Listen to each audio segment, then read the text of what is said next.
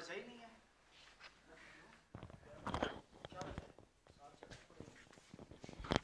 कौन से 7 chapter? 4 chapter से 7 चैप्टर का है।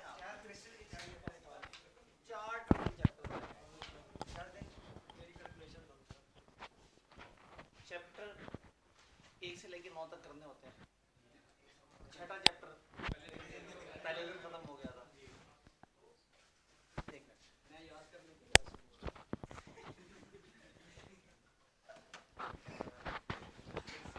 भजन अब तो कुछ बचा ही नहीं है। आप पता नहीं क्यों पढ़ने आ गए आप लोग। मैं सोच रहा था आज 2-3 बच्चे बैठे होंगे, उनको प्रिंसिपल रूम में ले जाके पढ़ा दूंगा।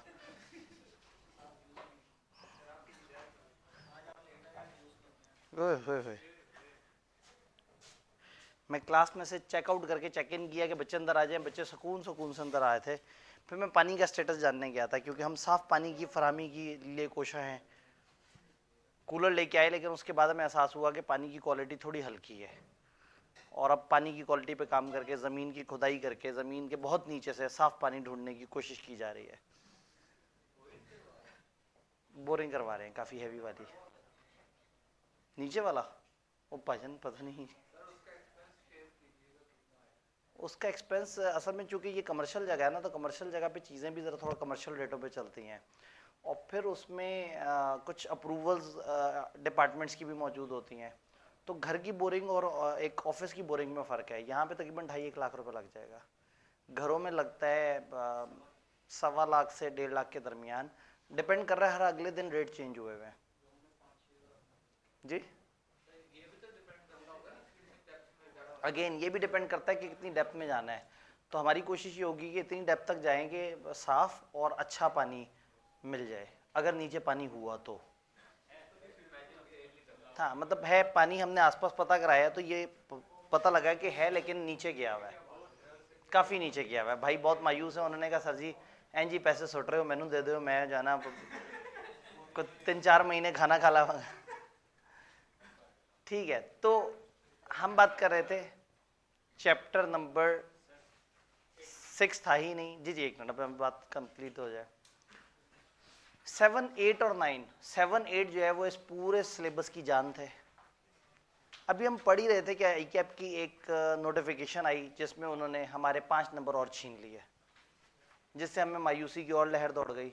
और 5 नंबर जो उसने छीने हैं वो बेसिकली शुरू के 5 चैप्टर्स में से छीन लिए, क्योंकि 7 और 8 तो पहले भी उनकी पहली मोहब्बत था और अभी भी उनकी पहली मोहब्बत है। तो 7 और 8 जो कि बहुत शदीद ज़रूरी थे, हमने उसको 1 महीने पे स्प्रेड करके पढ़ा। 7 को 8 को अच्छी तरह से, फिर अल्टरनेट वीक्स पे जाके जो है उसके टेस्ट किए। फिर चैप्टर 5 बीच में हमारे पास 2 दिन आए। आगे कोई ईद का मसला था, पता नहीं कुछ इस तरह से था, या रिजल्ट था पता, तो हम लोग, हाँ रिजल्ट करीब था व्हाट्सएवर, तो हमने 2 दिन खूबसूरत से आइडेंटिफाई किया और चैप्टर नंबर 5 जो कि लॉजिकल वाला था उसको ख़त्म कर लिया। फिर चैप्टर 9 जिस वीक में शुरू करना था, उस वीक में अचानक से पाबंदियाँ आ गई, रुकावटें आ गई। बट आई वॉज एक्साइटेड कि चैप्टर 9 की कुछ बड़े मज़ेदार किस्म की वीडियोज़ जो है कुछ बनी हुई थी और कुछ बनने वाली थी। तो मैंने कहा आपको क्लास में जो है वो फील भी आनी चाहिए। मैं कुछ और क्लासों में बताया था आप लोगों की, तो उस दिन के बाद से पहली क्लास है MFA की।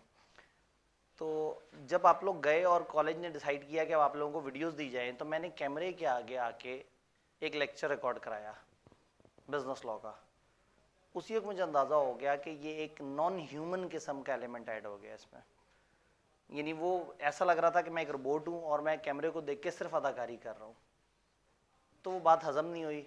फिर मैंने बाकी क्लासेस के लिए अपने पिछले सेशन की जो वीडियोस थी जो इसी तरह से कैमरे पे रिकॉर्ड हुई थी, उनको पकड़ के रेलेवेंट टॉपिक के हिसाब से 3 दिनों के हिसाब से एडिट करके और बच्चों तक प्रोवाइड किया। लेकिन MFA का पिछले सेशन में जो मेरी वीडियोस थी वो और पैटर्न पे थी। उसमें यहाँ किनारे पे एक कैमरा लगा होता था, वो टेढ़ा सा करके व्यू ले रहा होता था। मैं एक स्क्रीन पे भी देख रहा होता था और सामने 200 लोगों को देख रहा होता था और मैं चल फिर भी नहीं रहा होता था। तो वो हमें मुनासिब नहीं लगा। था हमने कहा कि अगर वैसा ही कुछ करना है और नॉन ह्यूमन करना है तो वाई नॉट कि मैं स्क्रीन के अंदर बैठा हुआ और जो है वो बैकग्राउंड ट्रांसपेरेंट हुआ वो और उस पर सारी चीज़ें आ रही हो। तो आप लोगों ने फिर जो है वो वीडियोस देखी जिसमें एथिक्स का जो फर्स्ट पोर्शन है वो मैंने क्लास में रिकॉर्ड किया और उस वक्त ही अंदाज़ा हो गया कि ये एक अच्छी चीज़ नहीं है। तो ड्यूरिंग लेक्चर ही मैंने फिर ये कहा कि अब आगे आपको वीडियोस दूसरे फॉर्मेट में मिलेंगी। तो जो पहली वीडियो आपको मिली जिसमें एथिक्स क्या होते हैं, आपने वो सारा सुना तो आपको अंदाज़ा हो गया कि वो इंतहाई जेनेरिक डिस्कशन है। एथिक्स के फ़ायदे, एथिक्स क्यों ज़रूरी हैं, तो ज़्यादा से ज़्यादा एथिक्स के फ़ायदे उसमें काम के थे, बाकी एथिक्स पे एक लॉजिकल सी डिस्कशन थी। देन उसके बाद थे 2 मॉडल्स। आप कहेंगे सर 2 क्यों, 3 बातें क्यों नहीं? जो आईकैप की सिलेबस चेंज की नोटिफिकेशन आई उसके साथ आईकैप ने बताया कि हम किताब में कुछ चेंजेस भी कर रहे हैं।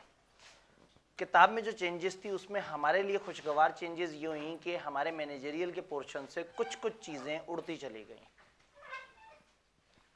तो आपके पास किताब में जो चैप्टर 9 है उसमें से 2 सफ़े आईकैप ने उड़ा दिया, जिसमें आईकैप का अपना कोड ऑफ एथिक्स के फंडामेंटल प्रिंसिपल्स दिए हुए थे। तो इसलिए आपको उन लेक्चर्स में कोड ऑफ एथिक्स के लेक्चर नहीं नजर आए, हालांकि वो भी बने हुए थे इसी पैटर्न पर, बड़े प्यारे बने हुए थे, लेकिन आईकैप ने वो पोर्शन ख़त्म कर दिया। तो अब आप अपनी किताब में से, आपके पास जो इस सेशन में हमारी तरफ से दी हुई किताब है उसके कुछ पेजेस आप डिलीट कर सकते हैं। जी, ऑडिट में भी यही है, टेक्स्ट में भी थोड़ा सा इसका तस्करा है, FR2 में भी है। तो ये बिला वजह इन्होंने ऐड किया हुआ था, हम बड़े अरसे से इनको फरमाइशें कर रहे थे। आईकैप ने बड़ी फरमाइशें सुन ली, स्टैट भी उड़ा दिया बाकी और। तो आपके पास पेज नंबर 60 और 61 ये आप डिलीट कर दें अपनी किताब से। कितना मज़ा आता अगर ये एक सफ़े की एक तरफ होता दूसरी तरफ होता सफ़ाई फाड़ देते।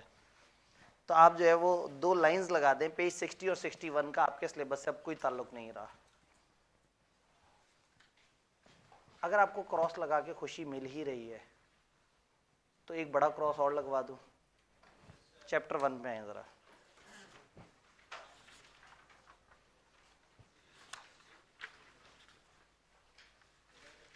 चैप्टर 1 में पेज नंबर 6 पे आए, एक बड़ा सारा क्रॉस लगाएं। पेज 7 पे आए, क्रॉस लगा दें। पेज 8 पे आए, क्रॉस लगा दें। पेज 9 पे आए, क्रॉस लगा दें। पेज 10 पे आए, क्रॉस लगा दें। आईकैप को अंदाज़ा हो गया है। आपको याद होगा मैं पहले दिन से आपको कह रहा हूँ कि इंतहाई वहियात सी कुछ चीज़ें सिलेबस में डली हुई हैं।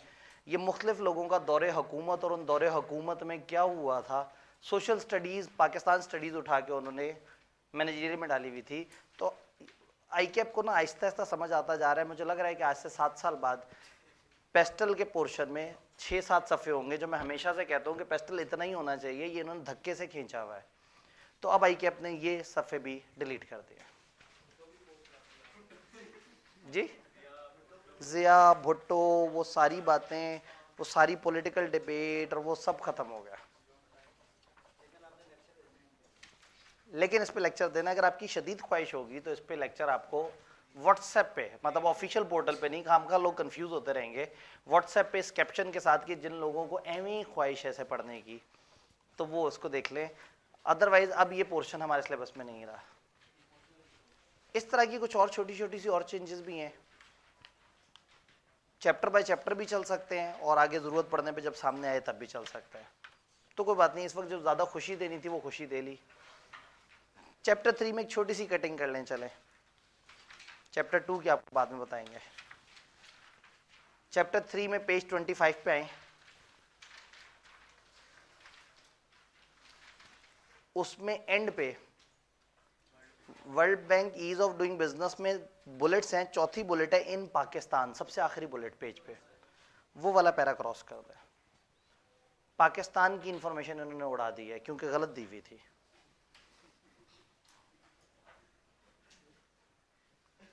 तो इस चैप्टर में बस इतनी सी। चैप्टर 5 में जितने हमने इंडस्ट्रीज पढ़ी थी, टेक्सटाइल में ये होता है, फलाना में ये होता है, अभी सुन लें, मतलब फौरन से क्रॉस ना लगा दीजिएगा। जितनी हमने इंडस्ट्रीज पढ़ी थी, आपको याद होगा कि मैं जब टेक्सटाइल पढ़ा रहा था तो मैंने आपको एग्जांपल दी थी नाइक, ड्राई फिट, और मैंने आपसे कहा था कि आई स्ट्रांगली बिलीव कि ये उनसे एक एरर हुआ है, ये एग्जाम्पल होनी चाहिए थी और इसका फॉर्मेट चेंज हो गया जिसकी वजह से हम बिला वजह पढ़ रहे हैं।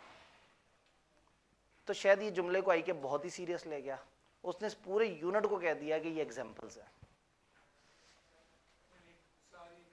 ये जितनी भी इंडस्ट्रीज हैं वो अब इस यूनिट का नाम बदल के उन्होंने कर दिया, ये एग्जाम्पल्स हैं डिसरप्शन टेक्नोलॉजीज की। Technically examples are those thing जो कि समझाने के लिए इजाफी बताई जाती हैं और वो ऑफिशियल कंटेंट नहीं होती। पूछ तो सकता है, पूछ तो अभी भी वो कोई ऐसी इंडस्ट्री भी सकता है जो नहीं लिखी हुई, तो उसको रोक तो सकते ही नहीं। कहने का मतलब है उसने ये बताया है कि ये एग्जाम्पल्स हैं, ये खामखा आप इसको मेन कंटेंट मत समझें, ये एग्जाम्पल्स हैं। तो आईकेप तो खुशियां कराते ही जा रहा है। तभी तो मैं कह रहा हूं, मैं तो हैरान हो रहा हूं आप लोग आज फिर क्यों आ गए, सब कुछ ही खत्म हो गया। चैप्टर 4 में से भी एक कॉबिट होता था फजूल सा पोर्शन, वो उड़ा दिया है। वायरस की किस्में दी हुई थी वो उड़ा दी हैं। तो आहिस्ता आहिस्ता आईकेप मैनेजरियल के पोर्शन से नफरत करता जा रहा है और अकाउंटिंग वाले पोर्शन को पसंद करता जा रहा है। तो चैप्टर नंबर 5, 6, 7, 8, 9 खत्म हुआ हुआ है। अब जो बच गया उसमें सिर्फ चैप्टर 4 काम का है, बाकी सिर्फ बातें हैं। तो सिर्फ बातें सुनने के लिए आप तैयार हैं? ये वो बातें हैं जो कि असूलन मतलब 2-3 दिन की होनी चाहिए टोटल, जिसमें पूरा पेस्टल कवर हो जाएगा। पॉलिटिक्स में क्या सोचना होता है, लॉ में क्या सोचना होता है, इकोनॉमिक्स में क्या सोचना होता है, सोशल में क्या सोचना होता है। अब किताब ने उनको फैला फैला के बताया हुआ है। तो टेक्निकली अब जो चैप्टर हम पढ़ रहे हैं, चैप्टर 4 के अलावा आपने सबको समझ जरूर लेना है लेकिन दिल पे नहीं लेना। ये जुमला मैंने पहले भी बताया था आपको। जो काम की चीज है वो हमने गुजार ली। मेरा सवाल ये कि क्या आपको वो 5 सवाल और 7 स्टेप्स, मेरी तरफ लोग अजीब अजीब सी नजरों से देख रहे हैं। भाईजान कुछ वीडियोस आपके पास आई थी, वो वीडियोस का गूगल ड्राइव का लिंक भी आया था, ताकि आप ये ना कहें कि सर यूट्यूब बंद हुई हुई थी, सर पोर्टल बंद हुआ था। पोर्टल भी चल रहा था, पोर्टल को हमने पीछे से वीपीएन से उसको रीराउट करके उसको किसी और मुल्क में फेंक दिया था। तो पोर्टल भी चल रहा था, यूट्यूब पे कुछ प्रॉब्लम्स थे, लेकिन जो सियाने लोग थे वो वीपीएन लगा के यूट्यूब चला लेते थे। चले, हो सकता है आप कहेंगे कि हमें यूट्यूब नहीं चलाना आया, तो हमने गूगल ड्राइव का लिंक दिया था जो चल रहा था। आप कहेंगे नेट स्लो था, उसमें डाउनलोड की ऑप्शन भी थी। वो डाउनलोड करके आप एक दिन तक उसे डाउनलोड पे लगा रहने देते और उसके बाद आप देख सकते थे। तो अब ये तो आप नहीं कह सकते कि पहुंचा नहीं। और फिर हमने हर मॉड यूज किया, फिर अपने पोर्टल पे जो डाला लेक्चर, उसका भी पीछे से एक जो प्राइवेट लिंक है वो भी उठा के दे दिया, play.webcore इस तरह से करके एक जो है वो, ताकि कहीं भी कोई ये ना कहे कि जी वो अगर मैं क्लास में आ जाता तो उस दिन तो मैं बहुत ज़्यादा तूफानी पढ़ लेता। तो मेरा सवाल ये है कि वो 5 सवाल और वो 7 स्टेप्स समझ आए थे? यूटिलिटेरियनिज्म क्या होता है? एंड ऑफ द पॉइंट पे देखिए अल्टीमेटली क्या हो रहा है। एक मिसाइल गिरा और 10 दहशतगर्द मर गए और 2 शहरी मारे गए। ये दहशतगर्द ना मरते तो ये 100 और शहरियों को मार देते। तो यूटिलिटेरियनिज्म कहता है कि चलो कोई बात नहीं, 2 शहरियों की कुर्बानी। एक इवेंट होता है और उसमें 500-600 लोग गिरफ्तार हो जाते हैं, लेकिन मुल्क हकीकी तौर पे आज़ाद हो जाता है। तो 500-600 लोग गिरफ्तार हो गए और हम बाद में उसको इग्नोर कर दें कि हमारा उनसे कोई ताल्लुक है या नहीं है। तो कोई बात नहीं, हकीकी आज़ादी के लिए इतनी कुर्बानी देनी पड़ती है। अगर पूरा मुल्क आज़ाद हो जाए और सिर्फ 500-600 लोग जो है वो रुल जाए, चपेटें खा लें, थोड़ा सा उनको नुकसान पहुंच जाए, उनके घर वाले जलीलो ख्वार हो जाएं, तो वसीतर मफाद मुल्क में चाहिए। यूटिलिटेरियनिज्म ना बड़ा बेरहम सा कॉन्सेप्ट है। पाकिस्तान ने एटम बम चोरी किया है, जेन्युइनली चोरी किया, प्लान चोरी, बकायदा गवर्नमेंट ने ऑफिशियल लेवल पे पाकिस्तान के एक तगड़े स्मगलर को यूज किया कि तुमने ये वो एटम बम का फार्मूला, एटम बम का साइंटिस्ट और वो सारी चीजें उड़ा के ले आया पाकिस्तान। अब क्या हुआ कि अल्टीमेटली ये चोरी थी जो कि घिनौनी हरकत थी, बहुत बुरी बात थी, नहीं होना चाहिए। बट इस चोरी के बाद से पाकिस्तान पे जो लोग टेढ़ी नज़रों से देखते थे, पाकिस्तान महफूज हो गया कि उसके बिल्कुल आसपास 2-3 बड़ी सुपर पावर्स मौजूद, जिनमें से एक सुपर पावर के साथ बहुत बड़ा पंगा हमारा, बचपन से दुश्मनी इंडिया। लेकिन उस एटम बम की वजह से वो ज़्यादा रिस्क नहीं लेता था, छेड़छाड़ ज़्यादा नहीं करता था कि पागल लोग हैं एटम बम चला सकते हैं। तो अल्टीमेटली चोरी बुरी बात होती है और मुल्क की सलामती बहुत अच्छी बात होती है, चोरी कम बुरी बात होती है, मुल्क की सलामती बहुत अच्छी बात होती है, दोनों को नेट करें तो अच्छा हुआ, सरप्लस में आ गए हम। तो ये यूटिलिटेरियनिज्म जो है ना, ये थोड़ा सा बेरहम सा कॉन्सेप्ट है। ये कहता है एंड रिजल्ट देखो, एंड रिजल्ट अच्छा है बस ठीक है, सब ओके है। जबकि दूसरी तरफ वो रूल एथिक वाला पॉइंट था कि नहीं, कानून क्या कहता है, क्या नहीं होना चाहिए था, कैसे होना चाहिए था, क्या। तो ये दो अप्रोचेस थी जिस पे हम सवाल को परखते हैं और 5 सवाल पूछते हैं कि जो हुआ है वो सही है, वो सस्टेनेबल है, वो फेयर है, उसमें ये चीज़ इस तरह से। और दूसरी तरफ से वो 7 स्टेप्स, वो 7 स्टेप्स पढ़ते हुए उसमें लगता है थोड़ी सी कन्फ्यूजन होती है, वापस में मिक्स होते हैं, तो उन 7 स्टेप्स को पहले पढ़ाया, फिर उसको दोबारा से कवर किया, फिर एक सिनेरियो उठा के डिस्कस किया जो कि आईकैप के प्रैक्टिस क्वेश्चंस में से उठाया था, वो दरख्तों वाला। उसके ऊपर बड़ी लंबी चौड़ी डिस्कशन हुई और फिर क्या किया कि जब दूसरा सवाल समझाया तो रादर देन कि हम उसमें कोई और एग्जांपल से उसको समझते हैं, हमने उसी एग्जांपल को उस पर अप्लाई करके देख लिया।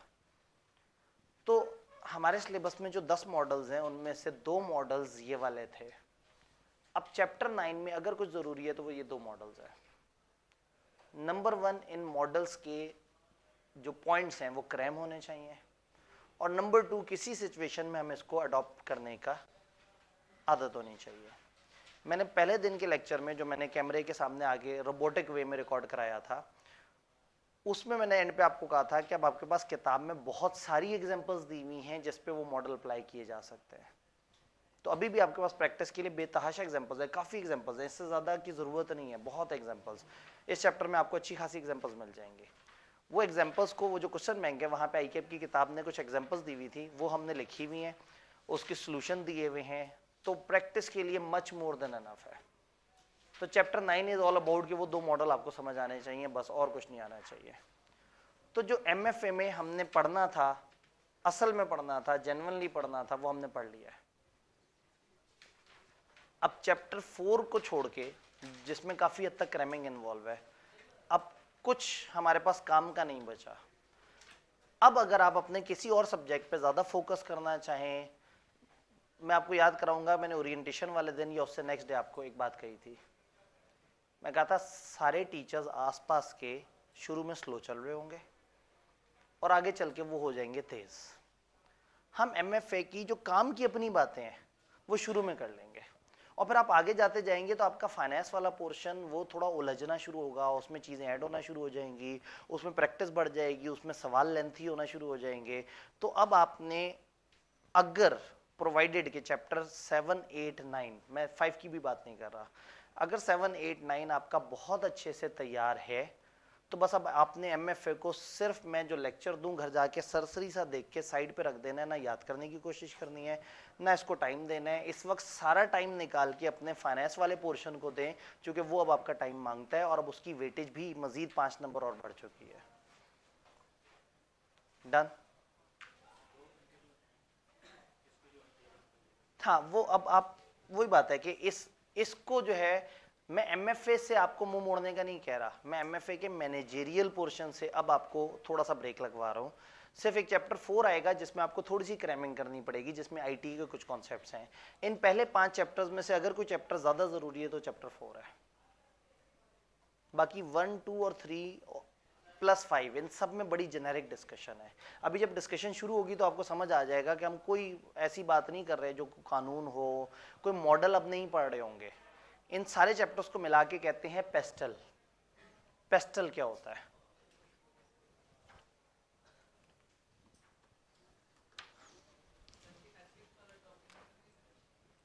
एक मिनट, PESTEL। आप कह रहे हैं कि कोड ऑफ एथिक्स वाला खत्म हो गया सिलेबस में, ऐसा कुछ? आप कब से कमरे में बैठे हैं? ठीक है, तो शायद उससे पीछे मेरी एक डिस्कशन चल रही थी, मैंने अभी आके कुछ चीज़ें माइनस करवाई हैं, क्रॉस करवाए हैं। आप शायद थोड़ा सा लेट आए हैं, तो आपने अपने आसपास किसी और स्टूडेंट से पूछ लेना है कि सर ने क्या क्या क्रॉस करवाया। तो मैंने उस पर काफ़ी लंबी चौड़ी डिबेट की है। गिनती की क्लासें होती हैं उसमें, तो पूरे टाइम पे आप pastel, political, economic, social, technological, ecological, legal. एक एंटिटी जब अपनी एक्सटर्नल एनवायरनमेंट को देखती है तो उसमें दो तरह का एनालिसिस करती है, कंपेटिटर्स और पेस्टल। कंपेटिटर्स वाला सारा एनालिसिस हमने चैप्टर 7 में पढ़ा था। आज अगर आप ओरिएंटेशन की वीडियो दोबारा सुनेंगे ना तो आपको फिर से समझ आएगा। मैंने पूरे सिलेबस का उस वक्त मैप समझाया था, क्योंकि उस वक्त सिलेबस उतना सामने नहीं आया था आपके, तो आपको उस तरह से नहीं क्लियर हुआ होगा। अब आप उस वीडियो को देखेंगे तो अब आपको अच्छी तरह से समझ आएगा कि बेसिकली हमारा सिलेबस कर क्या रहा है, कि इंटरनल एनालिसिस कर रहा है, एक एक्सटर्नल एनालिसिस कर रहा है। इंटरनल एनालिसिस चैप्टर 8 में मौजूद है, एक्सटर्नल एनालिसिस का जो कंपटीशन का पोर्शन है वो चैप्टर 7 में मौजूद है, और जो पेस्टल है वो 1 से 5 तक मौजूद है। एंड देन चैप्टर 9 ओवरऑल एक अप्रोच है कि आपने एथिकली प्रॉब्लम्स को किस तरह से रिजॉल्व करना है। ये 6 फैक्टर्स होते हैं जिनको नॉर्मली हम कंसिडर कर रहे होते हैं जब भी हमने अपनी इन्वायरमेंट को देखना होता है। यानी कि मैंने एक बिजनेस लेना है तो मैंने देखना है मेरे कंपेटिटर क्या कर रहे हैं, फिर मैंने ये देखना है कि इस वक्त मेरे इन्वायरमेंट में क्या हो रहा है। मैं एग्जांपल देता हूँ, अभी ये जो मसले हो गए थे, इस मसले में इट वाज वेरी क्लियर कि लोग कॉलेज तक आ पा रहे थे। हमने अगले दिन डे के हाफ के बाद क्लासेस की, सारे बच्चे पहुंच गए जो मतलब आए। जिस बच्चे से भी पूछा उसने कहा कोई मसला नहीं हुआ। तो technically administratively everything was okay, but socially, समाजी तौर पे वालिदैन में एक फियर था। पॉलिटिकली गवर्नमेंट थोड़ा सा अनरेस्ट में थी। लीगली हमें एक नोटिफिकेशन आ चुका था कि कॉलेज बंद करें। तो अब ऐसे में हो सकता है हमारा कंपेटिटर खुला होता तो हम उसको देख के ओपन रहते, लेकिन अब हमारा पेस्टल डिस्टर्ब हुआ है और पेस्टल सही हो तो भी आप देखते हैं कि अच्छा कंपेटिटर क्या कर रहा है। तो होता ये है कि आप हमेशा अपने कंपेटिटर्स को देखते हैं और इन पेस्टल फैक्टर्स को देखते हैं जब भी आपने बिजनेस करना है। मैं अगर यहाँ बिजनेस कर रहा हूँ और मैं देखूँ ही ना कि मुल्क में पॉलिटिकल क्या हालात चल रहे हैं, तो ये मेरी बेवकूफ़ी होगी। इलेक्शन का दिन और उस दिन मैं यहाँ पे मौक रख दूं तो ये गलत फैसला होगा। इकोनॉमिक इश्यूज, हर बिजनेस को मुल्क की इकोनॉमिक एनवायरनमेंट से फ़र्क पड़ता है, हमें फ़र्क पड़ता है।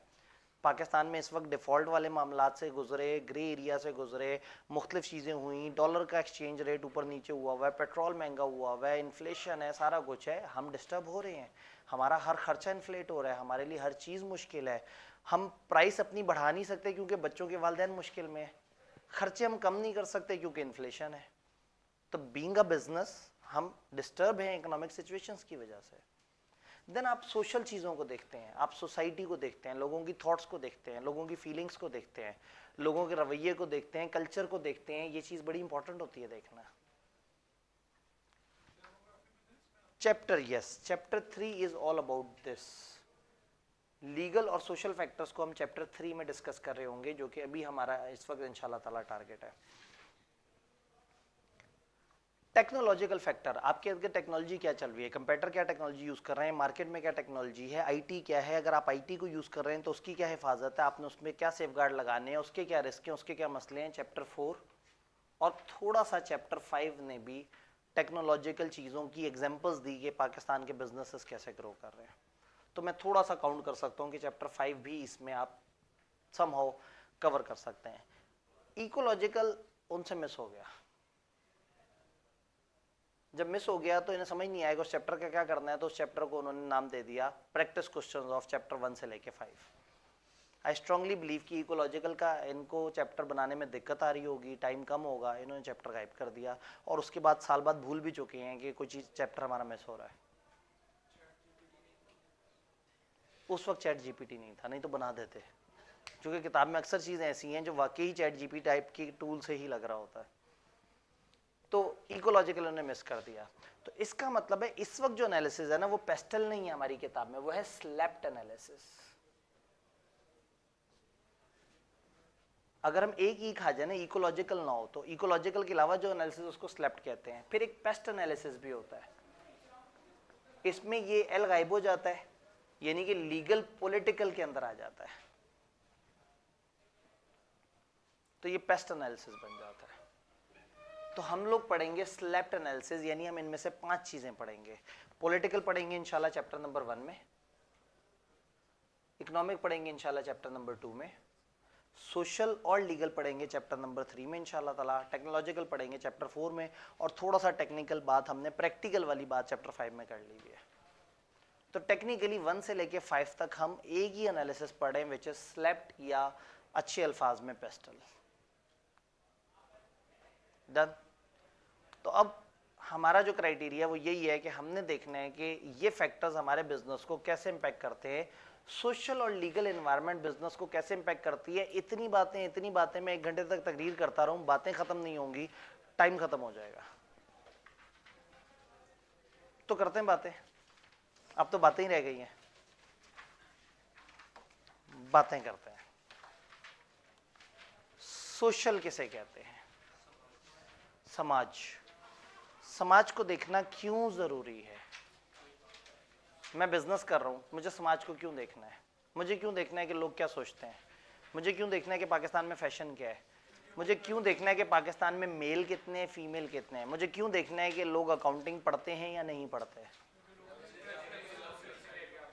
लोगों की प्रेफरेंसेस। याद है customer is the king, customer के पास बाइंग पावर है।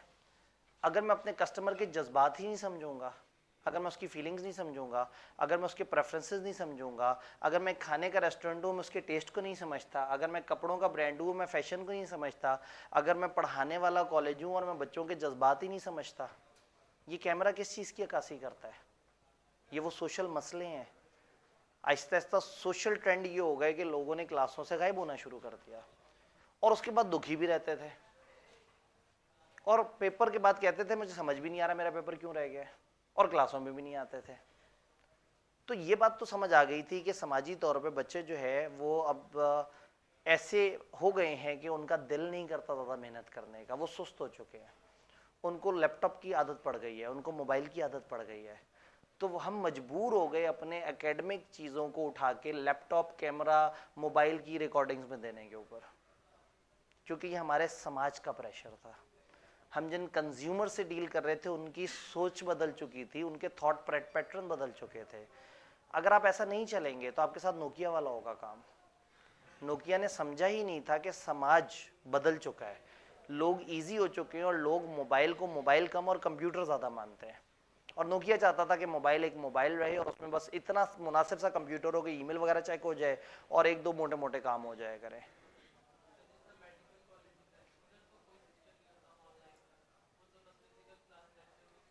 जी, अब जो मेडिकल कॉलेजेस हैं वहाँ तो इस तरह का सिस्टम नहीं है। मेडिकल कॉलेजेस में आप पढ़ने पे मजबूर हैं कि नहीं है? आपका पेपर किसने लेना है और आपका दाखला कौन भेजेगा? कॉलेज। तो अगर आप कॉलेज में नहीं पढ़ना चाहते और आप घर बैठना चाहते हैं, रिलैक्स रहना चाहते हैं, तो कॉलेज आपके साथ क्या करेगा? दाखला नहीं भेजेगा। क्या हम ऐसा कर सकते हैं? हम ट्यूशन सेंटर बन गए ना, हमारा आपके दाखला से कोई ताल्लुक नहीं है। आपके लिए क्लास पढ़ना मैंडेटरी नहीं है, आई के अपने रिकमेंडेशन नहीं रखी। हम RIT हैं, रजिस्टर्ड इदारा है, और रजिस्टर होने का हमें कोई फ़ायदा नहीं है, हमें कोई ये प्रिविलेज नहीं है। कोई अनरजिस्टर्ड जो है वो पढ़ाए तो आप उससे भी पढ़ सकते हैं, और जो रजिस्टर्ड पढ़ा रहा है आप उससे भी पढ़ सकते हैं। और आप नहीं पढ़ना चाहते तो नहीं पढ़ सकते हैं। आप एडमिशन करा के किसी दिन क्लास में नहीं आना चाहें, हम आपका कानूनी तौर पे कुछ नहीं कर सकते, क्योंकि ये एक ट्यूशन है जो आपने ली हुई है। अब आपकी मर्जी आप ट्यूशन पढ़ें, अब आपकी मर्जी आप ट्यूशन ना पढ़ें। तो इसका मतलब क्या है कि हमारे कस्टमर उतने कंट्रोल में नहीं है और हमारी ख्वाहिश है कि हम उनको सर्विस भी दें। अब क्या करें? फिर कमरों में कैमरे से टीचर रिकॉर्ड हो रहा है और वो टीचर जो है वो बच्चा लैपटॉप पे 1.5 पे प्ले करके उसको सुन रहा है और खुश है। तो ये समाजी फैक्टर्स है ना जो बिजनेस को शेप कर रहे हैं। जी,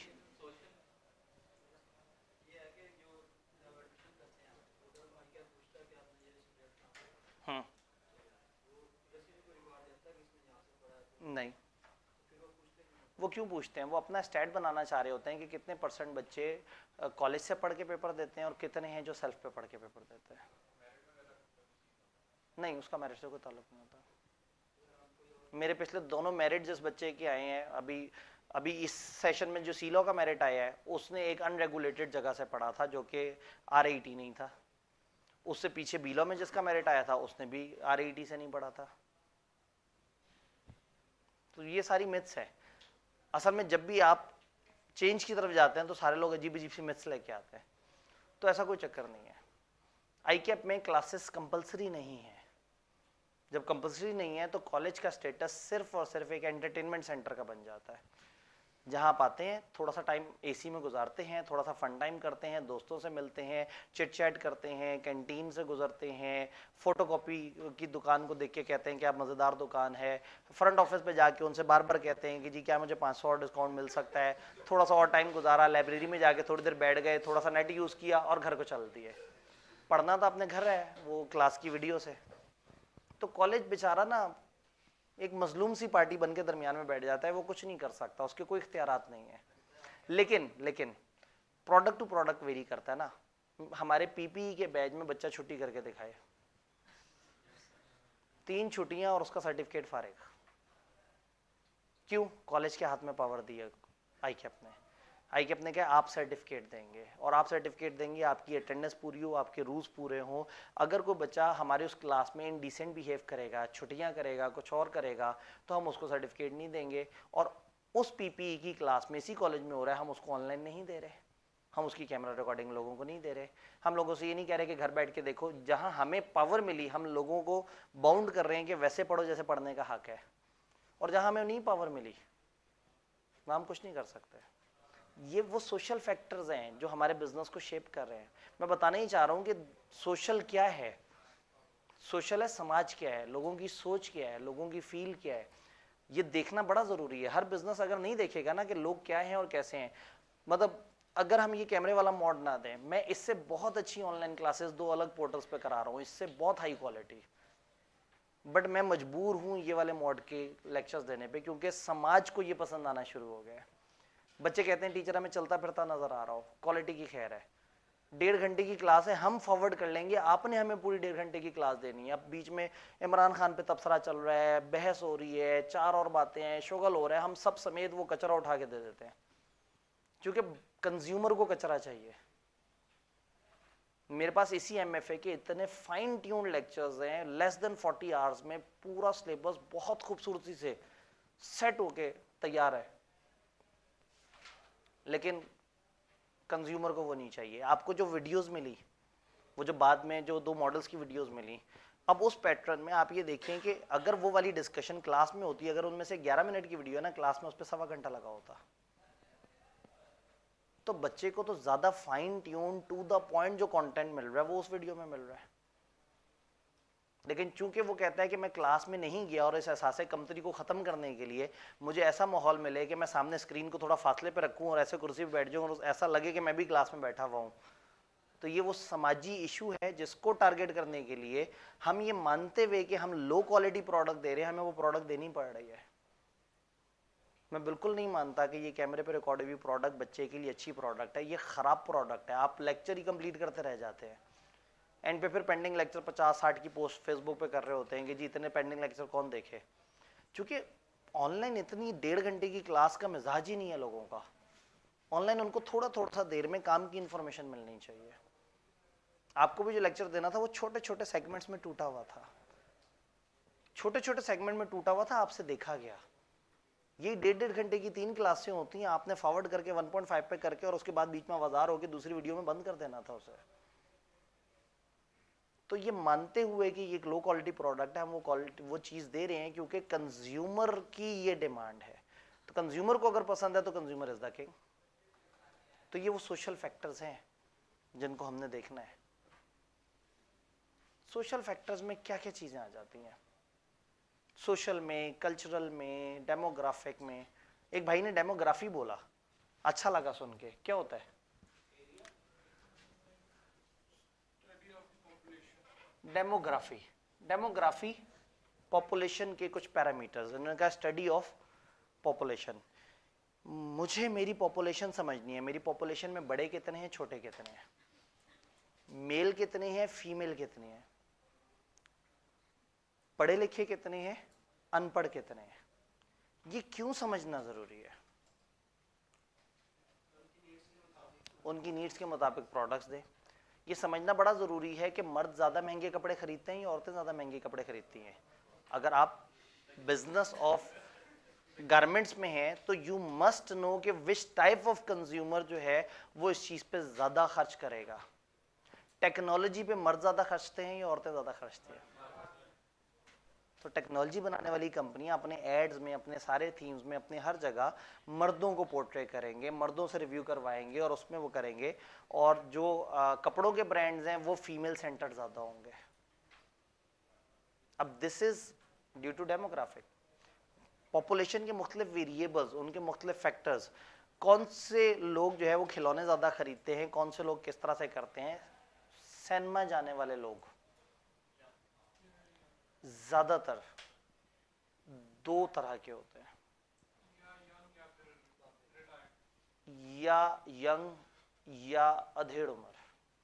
जो बिल्कुल ही बूढ़ा हो गया होगा वो भी सिनेमा नहीं जाएगा, जो छोटा बच्चा होगा वो भी सिनेमा नहीं जाएगा, जो दरमियान में अभी अपनी कैरियर के स्टार्ट में होगा वो तो स्ट्रगल इतनी कर रहा होगा, उस गरीब ने सिनेमा कहाँ जाना है। तो सिनेमा जाएगा वो बच्चा जो वालिदैन के पैसे पे यशी कर रहा है, कॉलेज में पढ़ रहा है और पैसे उजाड़ने की ख्वाहिश रखता है। और नंबर 2, वो शख्स जो कि एक मुनासिब नौकरी कर चुका है और अब कहीं ना कहीं फाइनेंशियली स्टेबल है और अब उसको समझना है कि उसके लिए एंटरटेनमेंट क्या है।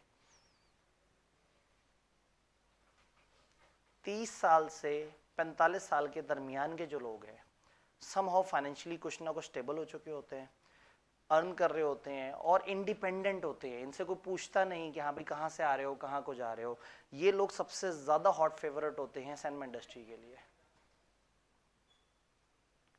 तो जितनी भी मूवीज़ बनेंगी ना वो इन लोगों को जहन में रखेंगे। तो फिर अगर इस वक्त कोई नया कैरेक्टर इंट्रोड्यूस कराएंगे मूवी में, वो इतना हिट नहीं होगा। मैं इस सेगमेंट में आता हूँ, 30 से 45 साल के दरमियान वाले सेगमेंट में। मेरे ज़माने में स्पाइडरमैन चलता था, मेरे ज़माने में सुपरमैन होता था, मेरे ज़माने में बैटमैन होता था, मेरे ज़माने में ये मार्वल्स के कैरेक्टर्स होते थे। ये सारे मेरे ज़माने के कैरेक्टर, और आज फिल्में उन्हीं कैरेक्टर्स की बन रही हैं क्योंकि मेरे ज़माने के लोग फिल्में देख रहे हैं। आपके ज़माने ने कोई कैरेक्टर नहीं दिया दुनिया को डोरेमोन के अलावा, ठीक है। वो कैरेक्टर आप ही को मुबारक हो, नहीं चाहिए हमें वो कैरेक्टर। ये आप समझ रहे। अच्छा चले, वो तो दूर की बात है, हीरो भी मेरे जमाने के। मैं जब बहुत छोटा होता था तो उस वक्त ये सलमान खान, शाहरुख खान, आमिर खान ये हीरो होते थे, और मैं बहुत बड़ा हूं तो भी यही लोग हीरोज हैं।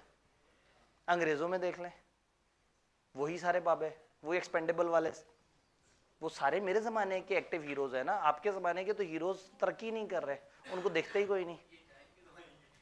ये जाएंगे तो चले 12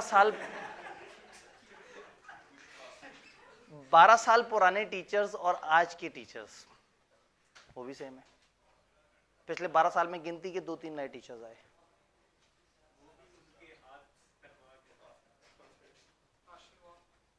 तो इसका मतलब ये है कि ये समझना ज़रूरी है कि पॉपुलेशन क्या है, वो क्या सोचती है, उनके क्या जज्बात हैं। इस वक्त वो एक नया कैरेक्टर लेके आएंगे, कोई नई मूवी बनाएंगे, हमारी एज के लोगों को अच्छी नहीं लगेगी क्योंकि हमें समझ नहीं आएगी, हम जाके देखेंगे ही नहीं। हमसे मुराद मैं अपनी एक पूरी पॉपुलेशन की बात कर रहा हूँ, यानी अपनी एज की जो पॉपुलेशन की बात कर रहा हूँ। ये जो फैंटेसी टाइप की मूवीज़ होती हैं, मार्वल, डीसी वगैरह, चूँकि अब सिनेमा जाना होता है सिर्फ शोर शराबा और उस तरह से, तो वो मैं अपने 1-2 कुलीग के साथ कभी कभी चला जाता हूँ। पाकिस्तानी को बहुत ही अच्छी मूवी अगर आ गई है तो ईद शीद के किसी इवेंट पे जो है वो बंदा फैमिली के साथ जाके देख लेता है। अभी मैं मतलब हाँ, Maula Jatt was a good experience, और गलती से मैंने ये देख ली है जो भी आई हुई थी, वो मनी बैक गारंटी। बड़ी देर तक इंतज़ार किया कि शायद अब स्टोरी डेवलप हो, शायद अच्छी बने, लेकिन बीच में जाना जब पॉपकॉर्न ख़त्म हुए हैं ना, तो मैंने और बेगम दोनों ने मुत्तफ़िका तौर पे फैसला किया कि इससे ज़्यादा अजियत हम बर्दाश्त नहीं कर सकते थे। अच्छे माहौल में अच्छे पॉपकॉर्न खाए, ठीक है, हमें इसका कोई रिग्रेट नहीं है, लेकिन इस मूवी को मज़ीद देखना जो है ना वो तकलीफ़ है। तो कहने का मतलब ये है कि इन्हें समझना है कि व्हाट आर द ऑडियंस जो सिनेमा में आ रहे हैं।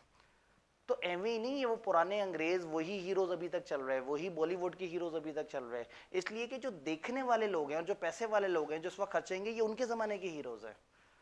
तो इस वक्त वो इंडस्ट्री चलेगी 70% उन लोगों पे जिनके ज़माने के हीरोज़ अगर दिखाएंगे तो उन्हें मज़ा आएगा। नए हीरोज़ को देख के कहेंगे आजकल तो फजूल से हीरोज़ आ रहे हैं, उनको तो काम ही नहीं पता, एक्टिंग ही नहीं आती करनी। सियासतदान भी सारे पुराने चले। आपने नोट किया एक नस्ल पूरी सुस्त हो चुकी हुई है, उनकी प्रायोरिटीज ये नहीं है।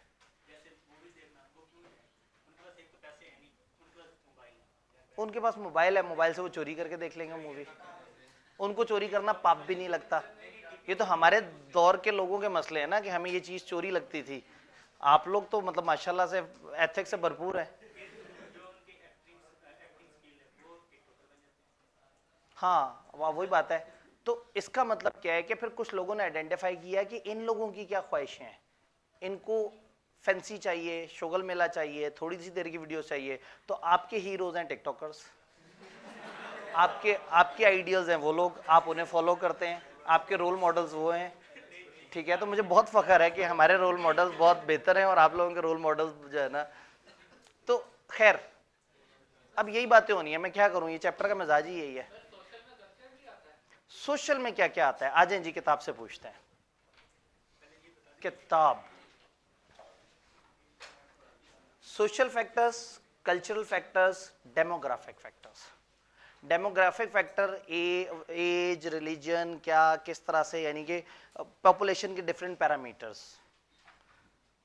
कल्चरल फैक्टर कि हाँ भाई उस खास मुल्क में क्या कल्चर है, वहाँ पे किस तरह के ट्रेंड हैं, वहाँ पे क्या चीज़ें फैशन में हैं, वहाँ पे क्या चीज़ें एक्सेप्टेबल हैं।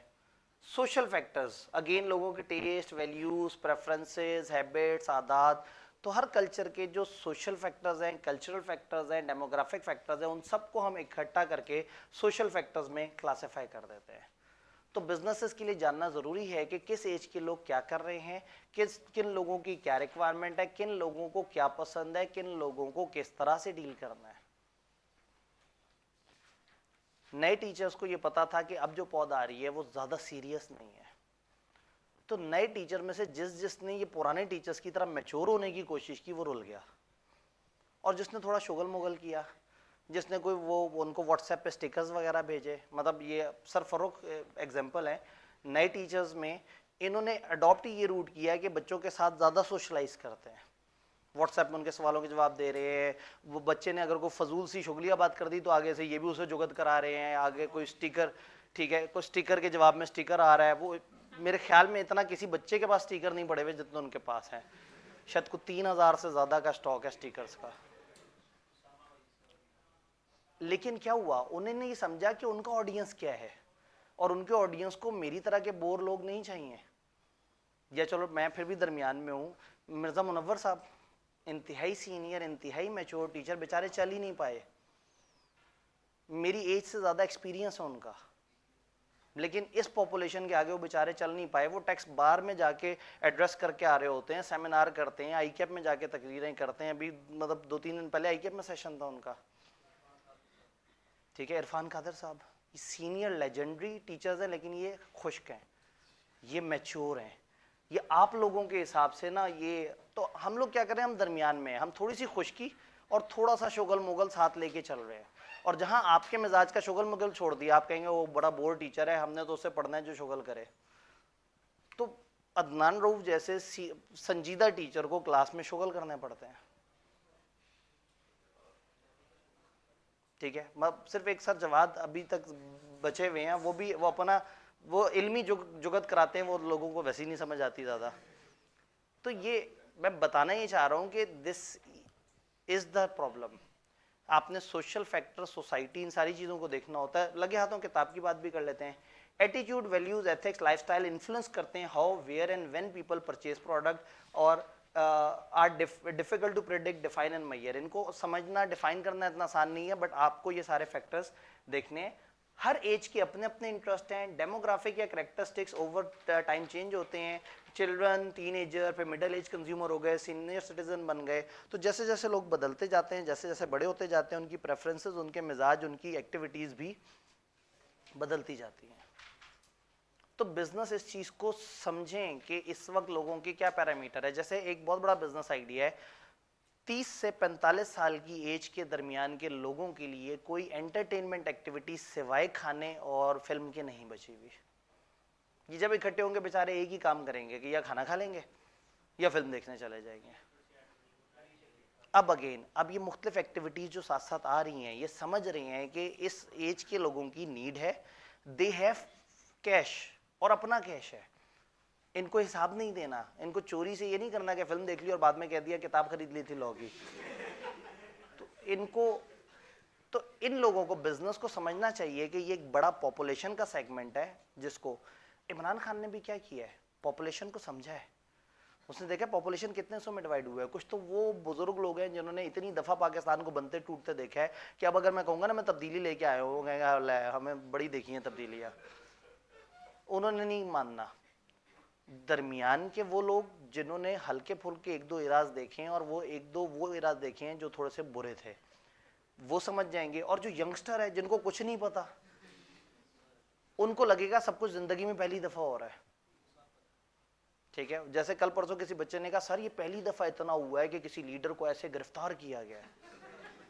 मैंने कहा भाई आप भुट्टो जब फांसी चढ़ रहा था आप कहाँ थे उस वक्त?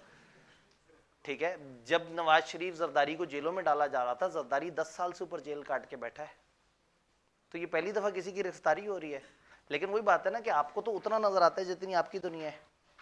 तो इस चीज का फायदा उठाया, पॉलिटिकल कैंपेन बहुत स्ट्रांग चलाई। उसने देखा कि दो ऐसे लोग हैं जिनको नहीं पता कि मुल्क में क्या चल रहा है, ये बच्चे और मुल्क से बाहर बैठे हुए लोग। मुल्क से बाहर वालों को वोट की पावर अगर मिल जाती तो इमरान खान अगले कई साल तक उसका पर कुछ नहीं होना था, क्योंकि वो सारे फेसबुक पे देखते हैं कि मुल्क में क्या चल रहा है, व्हाट्सएप पे देखते हैं, और व्हाट्सएप और फेसबुक पे ये बहुत अच्छे तरीके से दिखाते हैं कि मुल्क में क्या चल रहा है। और दे वर वेरी हैप्पी कि वो जितना पैसा बेचते थे वो बढ़ता जा रहा था। एक्सचेंज रेट बढ़ने से बाहर वाले बहुत खुश हैं। मेरे जितने भी रिश्तेदार बाहर हैं वो बहुत खुश हैं, वो कहते हैं बड़ी अच्छी बात है।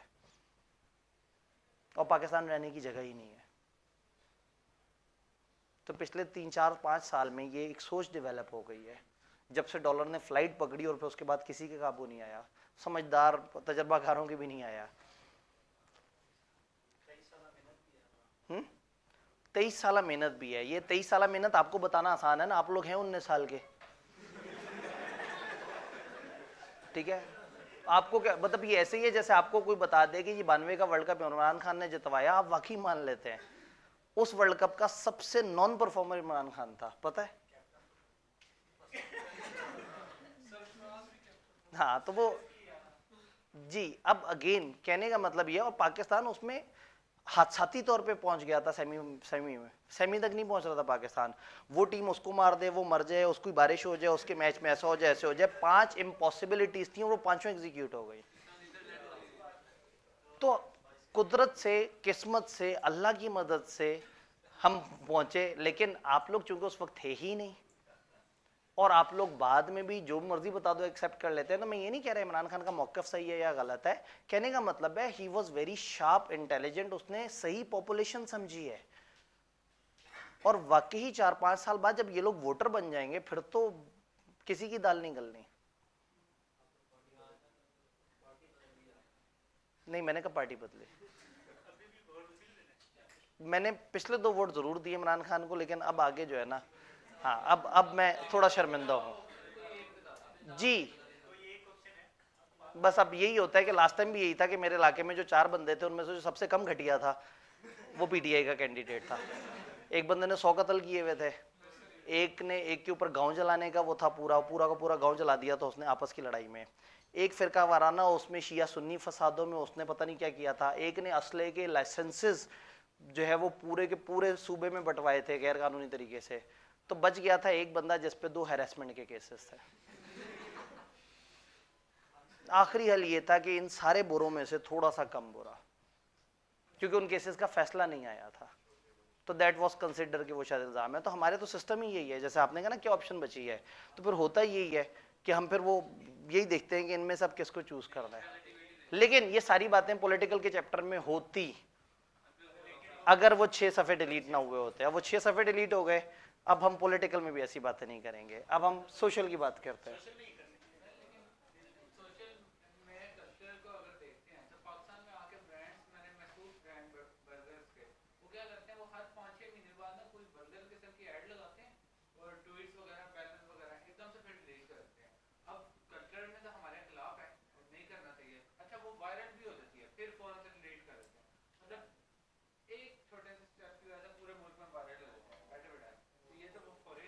वो फॉलो नहीं करे एग्जैक्टली।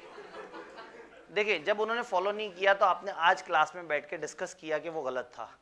जब आप ये मानते हैं कि वो गलत है तो बिजनेस कम्युनिटी और कंज्यूमर्स भी मानते हैं गलत है। तो लोग बड़े हसास होते हैं, लोग फौरन से, मतलब इस वक्त कभी भी किसी ने किसी भी पॉलिटिकल पार्टी से किसी का मूड खराब करवाना हो तो वो एक इस्लामिक कोई ना कोई चीज़ वो करके किसी वीडियो का क्लिप का किसी बंदे की जो तकरीर है उसमें से दरमियान का पोर्शन उठाते हैं और ऐसे प्रेजेंट करते हैं कि इसने तो तौहीन रिसालत कर दी, इसने तो फलाना इस तरह से कर दिया, तो लोग फ़ौरन से। अब अगेन पाकिस्तान में बिजनेस करना है तो फिर आपको ये इस्लाम वाली चीज़ को भी जहन में रखना है। अगर ये पॉलिटिकल मसला था तो हम फिर भी जिद कर रहे थे कि हम कॉलेज ओपन करें।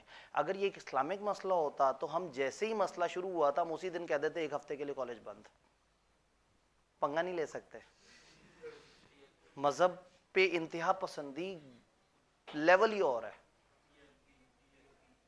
तो कहने का मतलब ये है कि फिर आप उसमें बहुत ज्यादा रिस्क नहीं ले सकते। ठीक है, अब आप टीएलपी को जितना मर्जी बुरा भला कह ले, सपोर्ट ली थी ना कभी, जब पाकिस्तान को पहले खराब करना था तो टीएलपी की सपोर्ट ली थी। उस वक्त अगर वो सही थे तो वो आज भी सही हैं, और अगर उस वक्त गलत है तो आज भी गलत है। मैं इसे भी कहता हूँ कि बेंचमार्क सेम होना चाहिए। ये मत देखें कि सपोर्ट किसे कर रहे हैं, ये देखें कि जो हरकत है क्या, अगर वो हरकत पिछलों ने की और आपको बुरी लगती थी तो आज भी आपको बुरी लगनी चाहिए। तो खैर ये एक अलग मसला है, वो आपको जब आप एक खास एज पे पहुंचेंगे फिर समझ आएगा ना। जैसे हमसे बड़ों को तो बिल्कुल समझ आ चुका था, मैं फिर भी थोड़ी सी बेवकूफ़ी करके हल्का फुल्का वोट दे बैठा।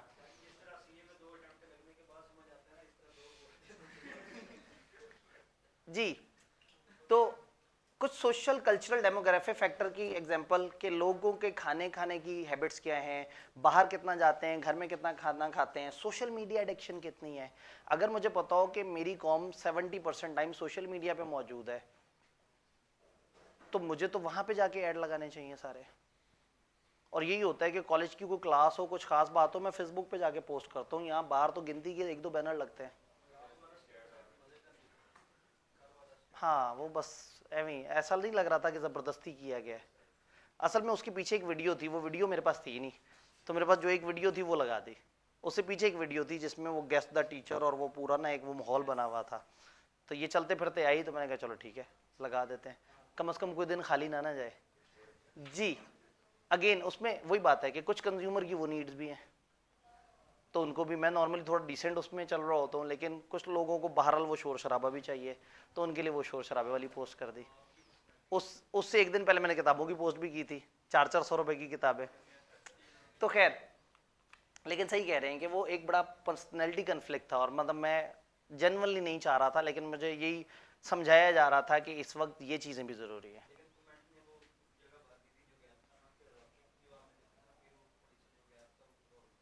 अच्छा, मतलब वो कवर हो गया मामला। चले जी, कवर हो गया था मामला। ये बात समझ आई? कुछ भी नहीं लिखा हुआ, एमी बस तारुफ करा रहे हैं। अब ये अलग अलग बातों की जिक्र करने लगे, attitude, lifestyle, culture, social and cultural responsiveness. Culture को देखना बड़ा ज़रूरी है। अगर आप कल्चर को नहीं देखेंगे तो आप एक अच्छा बिजनेस नहीं कर सकेंगे। अगेन इसको ना रट्टा मारना है ना कुछ और, बस इसको वन रीडिंग देते जाना है, इन फैक्टर्स को मोटा मोटा सा सिर्फ लॉजिकली समझ लेना है। जैसे हम कहते हैं कि जी पाकिस्तान में फैमिली वैल्यूज इंपॉर्टेंट हैं और बाहर फैमिली वैल्यूज इतनी इंपॉर्टेंट नहीं है। तो पाकिस्तान में अक्सर एड्स ऐसे आएंगे जिसमें फैमिली, बच्चा बाहर गया हुआ है, वो वापस आ रहा है, घर वाले जो है वो खाना बना रहे हैं, उनकी आंखों में आंसू हैं, और मतलब वो ये चीज़ वो करेंगे, ज़्यादा बिकेगी। ठीक है, हाँ, मतलब ड्रामे दिखाने होंगे तो फिर फैमिली के अंदर की जो पॉलिटिक्स है आप उसके ऊपर ज़रा ज़्यादा बात कर रहे होंगे। तो इसी तरह से पाकिस्तान में जो चाय बनाने वाला कोई भी वो बिजनेस है वो बेहतर परफॉर्म करेगा, और यूएस में नहीं करेगा, क्योंकि उनके कल्चर में जो है वो चाय के बजाय कॉफ़ी वगैरह ज़्यादा चलती है। तो ये अलग अलग तरह की एग्जाम्पल है। सिर्फ पाकिस्तान में आपको पिज़्ज़े के ये वेरिएशन मिलते हैं, टिक्का पिज़्ज़ा, बलोची पिज़्ज़ा, सीख कबाब पिज़्ज़ा। ठीक है, तो अंग्रेज़ परेशान हो जाएंगे कि ये किस किस्म का जो है ना। तो कहने का मतलब ये है कि दिस इज कि ये कल्चर इंपॉर्टेंट है कि आपका पिज़्ज़ा हट जो इंटरनेशनली भी चल रहा है वो भी पाकिस्तान में देखेगा कि यहाँ पे सीख कबाब पिज़्ज़ा जो है अगर बोलेंगे तो लोग कहेंगे अरे हाँ ज़बरदस्त। तो ये कल्चर, फिर सोशल और कल्चर रिस्पॉन्सिवनेस क्या है, आपने देखना है कि लोगों का क्या कल्चरल एट्रीब्यूट है और आपने उसके हिसाब से किस तरह से चलना है। अगर रमज़ान चल रहा हो तो दोपहर 2 बजे आप बहुत ही खूबसूरत मुरगन ग़िज़ाओं की ऐड अगर चलाएंगे तो लोगों के जज्बात मजरू करने वाली बात है। लेकिन अफ्तारी के बाद अगर आप चलाएंगे और अफ्तारी के आसपास जामे शीरी चलाएंगे, अब क्या हुआ, जामे शीरी को ज़्यादा बेचने के लिए जामे शीरी में 2 खास बातें थी। एक वो नेचुरल था और एक ये कि अफ्तारी के वक्त उसको पिए तो प्यास अच्छी खासी बुझ जाती है, जो कि कोक वगैरह से नहीं बुझती। इन्होंने इस एस्पेक्ट पे कम काम किया कि वो नेचुरल तरीके से बना हुआ है, और इस एस्पेक्ट पे काम किया कि वो रमज़ान में प्यास अच्छी बुझाता है। तो जामे शीरी सिर्फ रमज़ान की प्रोडक्ट बन के रह गई। तो वो रमज़ान में उतनी सेल कर लेते हैं, रमज़ान में सारे बेवरेजेस साइड पे और जामे शीरी सबसे ऊपर। दैट वॉज कि उन्होंने कल्चर पे फोकस किया, लेकिन उन्होंने कल्चर पे इतना फोकस कर लिया कि फिर अब जामे शीरी सिर्फ रमज़ान की ही प्रोडक्ट बन के रह गई। हालांकि घर में अगर मेहमान आए और आप उसको कोक के बजाय जामे शीनी पिलाएं तो वो एक मज़े की चीज़ है और वो उतनी डेंजरस नहीं है जितना कोक, पेप्सी, 7 अप वगैरह है। जी, कंजूसी भी नहीं करनी पड़ती। क्यों? क्योंकि कल्चर बन गया है, बस ये मसला है। जी, इंडिया में बीफ बर्गर अनाउंस करने पे मैकडोनल्ड को अच्छा खासा सुनना पड़ा था। गाँव माता तो नहीं खिला सकते आप बर्गर में, सीधी सी बात है। मतलब अगेन पाकिस्तान में आप पिग बर्गर नहीं कर सकते, हैमबर्गर नहीं चला सकते। ऑब्वियसली हर मुल्क का अपना कल्चर, अपना मजहब, अपना रिवाज, इसको समझना ज़रूरी है। तो एक्सपोर्टर और चीज़। अब अगेन बात यह है कि हाँ, उतना पब्लिकली नहीं ना होता। और दूसरा यही है कि वो टॉप 5 में क्यों आता है, क्योंकि जिनके यहाँ होता है वो तो करते नहीं, वो तो सोचते ही नहीं। मैं एग्जांपल देता हूँ, इंडिया दुनिया की पॉपुलेशन का कितने % है?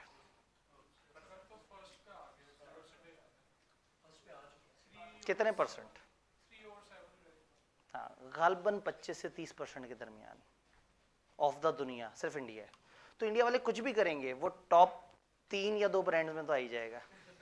और चूंकि वो करेंगे तो आ भी जाएंगे। बड़ी पॉपुलेशन में उनका मुकाबला जिन मुल्कों से है, एक तरफ चाइना है, चाइना कर रहा है जो कर रहा है।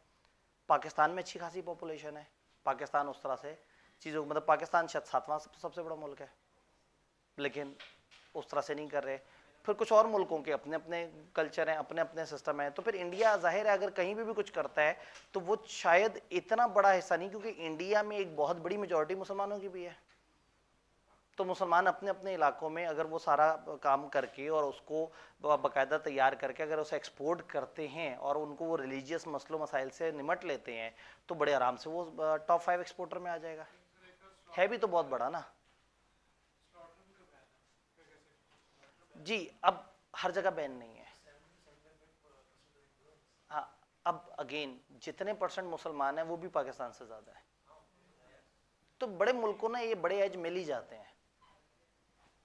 मतलब चाइना ने एक दफ़ा किसी मुल्क को ये धमकी दी थी कि जी अगर आपने हमसे लड़ाई की तो हम अपने तमाम लोगों से कहेंगे कि वो एक एक जग पानी का भर के दीवारें चीन पे आके दूसरी तरफ फेंक दें।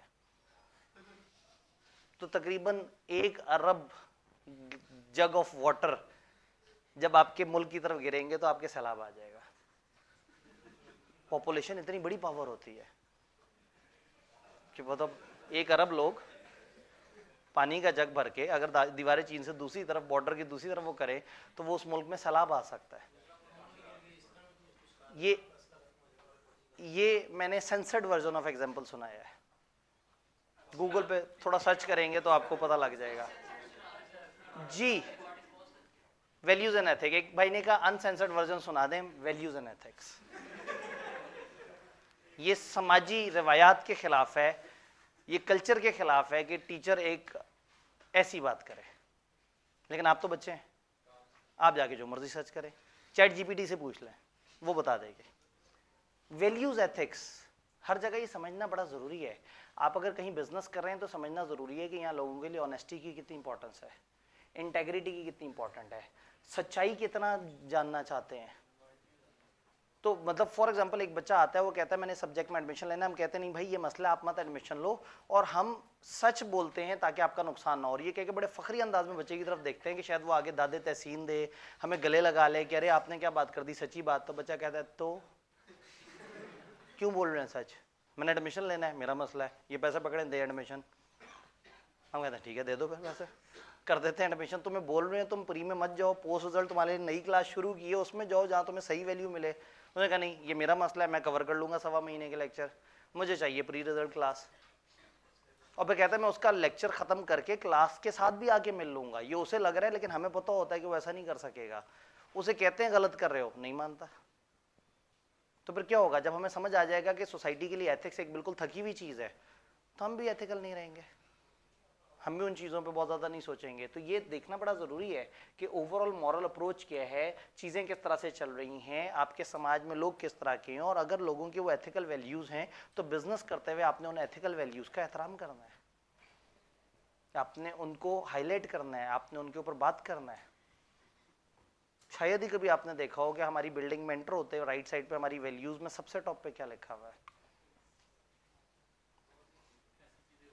कल देख लीजिएगा। तो आपको यही तो प्रॉब्लम है कि एथिक्स को वैल्यू कोई नहीं कर रहा, कि वहां अगर हम ट्रुथफुलनेस लिख रहे हैं तो वो किसी के लिए कोई बहुत खास बात नहीं है, वो कह रहे हैं लिखा हुआ है, फॉलो तो होना नहीं है। हम मानते हैं कि सच हमारा एक बड़ा अहम एसेट है, लेकिन लोगों को सच चाहिए ही नहीं, तो आहिस्ता आहिस्ता वो मिट जाएगा। उस पर अभी से ही डॉट डॉट आना शुरू हो गए हैं, हमने जब से लिखा है उस पर तब से ही जो है ना वो बेचारा उसकी इम्पेयरमेंट शुरू हो गई है। तो ये चीज़ें ज़रूरी हैं कि आप ये देखें कि सोसाइटी, ये चीज़ें ज़रूरी नहीं कि आप एथिकल चलें, सोसाइटी कैसे चल रही है और सोसाइटी में आप कैसे चल रहे हैं। तो बीइंग अ बिजनेस जो कि कमर्शियल होता है, उसने ये देखना है कि एथिक्स क्या है। लेकिन चैप्टर 1 से लेके 8 तक पढ़ने के साथ साथ आपने हमेशा चैप्टर 9 को जहन में रखना है जो एथिक्स की बात कर रहा है। तो हमने बिजनेस जो भी करना है, लेकिन हमने लोगों के सरों पे पाँव रखते हुए आगे नहीं गुजरते जाना, हमने एथिकल तरीके से चलना है, एथिकल वेज में बिहेव करना है। खैर इससे पहले कि मैं बहुत इमोशनल हो जाऊं, कहानी को आगे बढ़ाते हैं। डेमोग्राफी, आपके एज ग्रुप्स, अब किताबों में समझा रही है कि डेमोग्राफी क्या होता है। ये की स्टैटिस्टिक्स हैं जैसे कि age, gender, race, ethnicity, location. Ethnicity वो कौन से बैकग्राउंड से ताल्लुक रखते हैं, लोकेशन क्या है, इससे पता लग जाता है कि आपकी प्रोडक्ट्स और सर्विसेज की मार्केट क्या है, आपने कब कहाँ क्या चीज़ कैसे बेचनी है। ये बहुत सारे बिजनेस डिसीजन का हार्ट है, ये समझना बड़ा ज़रूरी है कि आपकी पॉपुलेशन किस तरह की और आपने चीज़ों को कैसे लेके चलना है। आज के बिजनेस को ये समझना होगा कि लोग किस तरह से डिसीजन लेते हैं, क्या करते हैं, किस तरह से करते हैं। अगर आपको पता है कि आपके पास आने वाली पॉपुलेशन का कितने परसेंट कौन है, कितने परसेंट कौन है, कितने बड़े हैं, कितने छोटे, तो आप अगली दफ़ा मार्केटिंग करते हुए अपने एड्स को बच्चों के हिसाब से एडजस्ट करेंगे। जब सैनमास को पता लग गया कि उनके पास शाम में आने वाले वो लोग हैं जो फैमिली या दोस्तों के साथ एंटरटेनमेंट के लिए आए हैं, और मॉर्निंग में आते हैं स्कूल कॉलेजों से निकले हुए बच्चे जो बंक करके जाते हैं, तो उन्होंने ऑफर्स लगा दी कि सुबह के वक्त आओ और आधे रेट में टिकट ले लो। अब वो जो उन्होंने किया वो सोसाइटी के अगेंस्ट था, ये नहीं था, वो एक अलग चक्कर है, लेकिन उन्होंने अपनी पॉपुलेशन को समझा, उनके जज्बात को समझा और उनके हिसाब से एक प्रोडक्ट दे दी। वीकेंड्स पे लोग ज़्यादा मूवीज़ देखेंगे तो वीकेंड पे रेट चेंज हो जाएगा, वीकडेज पे रेट चेंज हो जाएगा। तो ये डिपेंड करता है बिजनेस टू बिजनेस। फिर एज ग्रुप्स के ऊपर किताब बात कर रही है, किताब अलग अलग ना एज के लोगों को बता रही है। कंज्यूमर जो 2000 के बाद पैदा हुए, आप लोगों का जिक्र हो रहा है, मिलीनियल्स कहलाते हैं। अच्छा खैर, आप लोगों ने तो बहुत सारे और नाम भी निकाल लिए होंगे ना अच्छे अच्छे, उसमें से अपने आप को ज़रा बेहतर सेव करने के लिए। ये हम रिसर्च के मुताबिक बता रहे हैं। खैर अलग अलग इसमें मजीद छोटे से और ग्रुप्स भी हैं ना, 2000 के बाद भी अलग अलग तरह की कैटेगरीज बना सकते हैं। तो आप अपने आप को किसी सेफ जोन में प्लेस करके अपनी जनरेशन को अच्छी जनरेशन कह सकते हैं। तो अगेन इन्होंने कहा ये मिलीनियल्स हैं, they have been expose to so much change in world as compare to parents. तो इनके पेरेंट्स ने, इनके बड़ों ने वो चेंजेस देखी ही नहीं उतनी तेजी से जितनी तेजी से इन लोगों ने चेंजेस देखी। तो इनकी अप्रोच बदल चुकी है, इनकी सोच बदल चुकी है, इनको ठहराव पसंद ही नहीं जिंदगी में, इनको हर वक्त तब्दीली चाहिए। टीचर बदल लें, किताब बदल लें, कॉलेज बदल लें, अप्रोच नहीं बदलते। अप्रोच कभी बदल लें ना तो पेपर पास हो जाए। तो टीचर तो नहीं ना बदलेंगे, कम से कम कॉलेज बदलेंगे। तो टीचर भी तो नए है ना। अगर कोई टीचर किसी और कॉलेज में कमर्शियल वजह से जाए तो उसने वो बदला, और अगर एक अपना ही शुरू कर ले और वो अपनी समाज सेवा के लिए कर रहा हो, और वो दूसरे कॉलेज शुरू करके 3 गुना रेट ना ले रहा हो, पीछे वाले से भी हाफ रेट ले रहा हो, तो शायद उसका कोई और कॉज भी है शायद। जी, these are technologically savvy with comparatively large disposable income to spend. They spend more freely and spoiled bye more options around them. ये खुला खर्चा करते हैं, लुट मचा देते हैं, पैसे उजाड़ते हैं। ये बहुत कुछ कहना चाह रहे हैं, अल्फाज में नजर आ रहा है, लेकिन इन्होंने कहा कि जिन बच्चों ने किताब पढ़नी है कहीं वो ऑफेंडेड हो कि ये इसको आग ना लगा दें। अदर कंज्यूमर जैसे कि जनरेशन एक्स 1965 से 1980 के दरमियान, बेबी बूमर्स जो कि 1946 से 64 के दरमियान अलग अलग हुए हैं, उनकी अलग अप्रोच है, उनके अलग पैटर्न हैं, सारा कुछ है। मेरी एज वालों को बीच में काउंट ही नहीं किया। 1986 वाला क्या कहलाएगा? जनरेशन एक्स कहलाएगा। चलें, मैं जनरेशन एक्स में हूँ। ये लोग कौन होते हैं? अच्छे लोग होते हैं? नहीं, ये देखें ना, ये तो 1980 तक के हैं। जनरेशन के, जनरेशन जे, जनरेशन ए है ही नहीं, हमें काउंट ही नहीं किया उन्होंने, तो हमें किसी खाते में नहीं लेके आए। जनरेशन डबल है। आतिफ अब्दी, वाह, सही बात है। अगर मेरी जनरेशन डिफाइन नहीं है, मैं जाके उसको डिफाइन करके नेट पे डाल देता हूँ, उसको वायरल कर देते हैं। हाँ, जनरेशन डबल है। As the population ages, business are offering more product that appeal to middle age, और जो मार्केट के हवाले से जो चीज़ वो है, क्योंकि हो क्या रहा है कि उन्हें ये समझना है। अब ये इस समझने में ना एक और फिनोमेना है, एजिंग पॉपुलेशन। ये बड़ा खतरनाक फिनोमेना है, शायद मैंने क्लास में पहले इस पर डिस्कशन की थी। पुराने ज़माने में बर्थ रेट ज़्यादा होता था और डेथ रेट कम होता था। हादसाती डेथ्स बहुत कम होती थी। लोग औसतन 70, 80, 90, 95 साल तक जी रहे होते थे। इस वक्त बर्थ रेट काफ़ी कम हो चुका हुआ है और डेथ रेट बहुत बढ़ चुका हुआ है। हादसाती मौतें ज़्यादा हैं। 30 साल, 35 साल, 32 साल की एज में बहुत ज़्यादा मौतें हो रही हैं। और कहीं ना कहीं मतलब मैंने नोट किया अपने सारे रिश्तेदारों में भी, मेरे से ऊपर की नस्ल और उससे ऊपर की नस्ल तकरीबन करीब करीब ही फौत हुए हैं। जो मेरे से ऊपर की नस्ल थी वो 90 से 100 के दरमियान की एज में फौत हुए हैं। मेरे से ऊपर की नस्ल जो है वो 70 से 75 के दरमियान फौत हुए हैं। मतलब मेरी खाला और मेरे नाना एक ही मंथ में उनका इंतकाल हुआ। तो मतलब मैंने ये चीज़ ऑब्जर्व की है कि हमसे ऊपर की नस्ल से, हमसे जो ऊपर की नस्ल है वो 15 साल पीछे आ चुके हैं। तो हम लोग 50-55 में फारिग हो जाएंगे नेचुरली, और हादसाती हो तो उससे भी पहले। आप लोगों का थोड़ा सा टाइम रह गया, मजीद 15 साल पीछे कर लेना।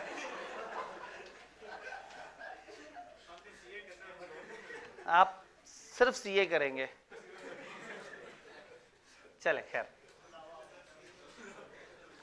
असल में आप प्रॉब्लम को समझे नहीं, मैथमेटिकली प्रॉब्लम को नहीं समझे। एक खास मतलब टाइमलाइन बना रहे हैं, एक खास टाइम पे बहुत सारे लोग हैं, बर्थ रेट बहुत ज्यादा है और उन्होंने देर तक जीना है। उस टाइमलाइन में थोड़ा सा आगे बहुत ज्यादा नहीं है और जल्दी मरना है। तो टेक्निकली पॉपुलेशन का एक बड़ा हिस्सा अधेड़ उम्र का है। पॉपुलेशन का एक बहुत बड़ा हिस्सा होगा 35 से 45 साल या 50 साल के दरमियान के लोगों का, क्योंकि बच्चे तो कम हैं, बड़े ज्यादा हैं। तो प्रॉब्लम क्या होगा? जैसे आपने कहा सारे सियासतदान बूढ़े हैं, प्रॉब्लम यह है कि पॉपुलेशन का बड़ा हिस्सा भी यही लोग हैं। एक बहुत बड़ा गैप आने वाला है। आप लोगों की नस्ल पे एकदम से बोझ पड़ेगा, ऊपर की नस्लें फारिग हो जाएंगी, पॉपुलेशन इतनी बड़ी होगी और आप लोगों ने संभालना होगा। टिकटॉक के अकाउंट्स के थ्रू, फेसबुक की आर्टिफिशियल पोस्टों के थ्रू। आपको अंदाजा ही नहीं है, ये एज बॉम्ब फटने वाला है। एकदम से एक पूरी नस्ल फारिग हो जाएगी और आपके हाथों में दुनिया होगी। जी, इन्होंने कहा फीमेल ज्यादा है, मेल कम है। ये कंट्री टू कंट्री वेरी करता है। कुछ कंट्रियों में काफी ज्यादा पॉपुलेशन का डायनामिक डिफरेंट है, तो ये कंट्री टू कंट्री अलग अलग है। बातें समझ आई?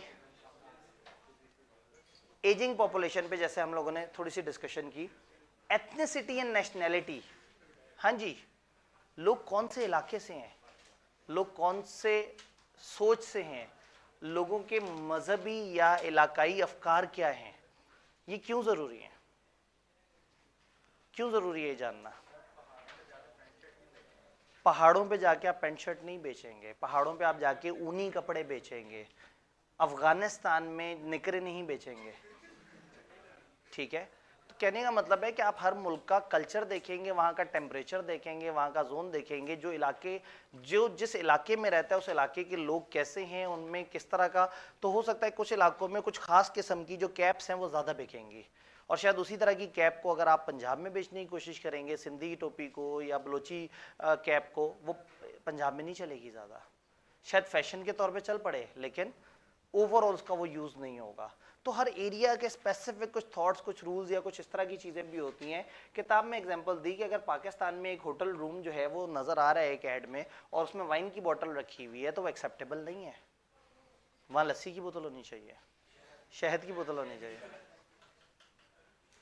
अब अगेन क्रिश्चियन कम्युनिटी में एक अच्छी मार्केटिंग होगी एक ऐसे नेकलेस की जिसके साथ क्रॉस हैंग कर रहा है, लेकिन अगर पाकिस्तान में किसी मुस्लिम पॉपुलेटेड एरिया में अगर आप उस नेकलेस को बेचने की कोशिश करेंगे तो शायद वो उनके लिए इतना एक्सेप्टेबल नहीं होगा। तो ये डिपेंड करता है। ये सलीब, हाँ वो जो ऐसे करके, जी गवर्नमेंट पॉलिसी डेमोग्राफिक चेंज से रिलेटेड और माइग्रेटेड पॉपुलेशन। अब जब गवर्नमेंट को भी पता है कि ये सब कुछ हो रहा है तो गवर्नमेंट क्या करे? एजिंग पॉपुलेशन का मसला है, सिर्फ पाकिस्तान का थोड़ी है, बाहर भी तो लोग मर रहे हैं। इतने बड़े बड़े मुल्क लेके बैठे हुए और उनके आधे से ज्यादा लोग मर जाएंगे, अगले 10-15 साल में मर जाएंगे। वो कैसे मुल्क चलाएंगे? उनके पास वो उनकी तो उन्होंने तो पहले ही बर्थ कंट्रोल किया हुआ था अच्छा खासा। बिल्कुल सही कह रहे हैं, इधर लड़ाइयाँ करा के इधर के लोगों को वहाँ ले जाएंगे। यहाँ से लोग मुसीबत से निकलेंगे कि पाकिस्तान में रहने का फ़ायदा कोई नहीं, बाहर जाएंगे, उनके कपड़े धोएंगे, उनके बर्तन धोएंगे, वहाँ उनको काम करके देंगे, उनको नौकर मिल जाएंगे, बहुत सारे सस्ते नौकर मिल जाएंगे। तो ओपन पॉलिसी रखी हुई है उन्होंने, वर्कर वीज़े बहुत खुले डुल्ले मिल जाते हैं, वो लोगों को अट्रैक्ट करते हैं, टारगेट करते हैं, कोशिश करते हैं कि वो वाले मुल्क जहाँ डिस्टर्बेंस ज़्यादा है वहाँ पे काम करें। तो उनको फ़ायदा ये होगा कि उन लोगों को कुछ नहीं करने की ज़रूरत, उन्होंने बर्थ कंट्रोल और बाकी चीज़ों पे अपने इलाके के अपने लोगों के खर्चे रोक लिए, अब अपने मुल्क को वो चला रहे हैं और यहाँ से लोग जा के वहाँ सर्व करेंगे। मिडल ईस्ट पाकिस्तानी इंडियन से भरा पड़ा है जी। गवर्नमेंट को चाहिए हमें जला वतन कर दे।